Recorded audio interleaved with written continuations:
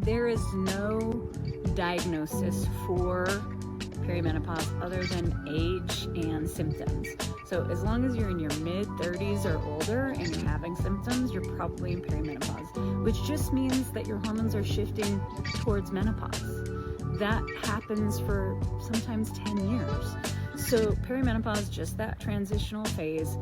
In terms of blood tests to diagnose perimenopause, there's no diagnosis based on blood work. However, there are lab tests that can give us some clues. For example, in early perimenopause, we know that progesterone tends to decline first.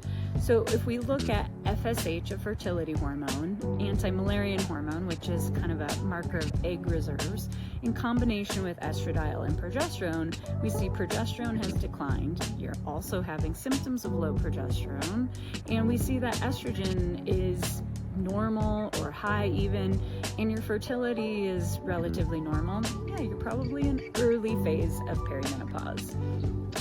In late perimenopause, if we're looking at the hormones, we're typically expecting to see estrogen that's starting to decline. So you'll see that first decline in progesterone that will be persisting into late perimenopause. Now we just have estrogen that's declining. Often in this phase, you'll start to see FSH, that fertility marker around ovulation, be going up, and you might see that anti-Müllerian hormone, egg reserves, going down.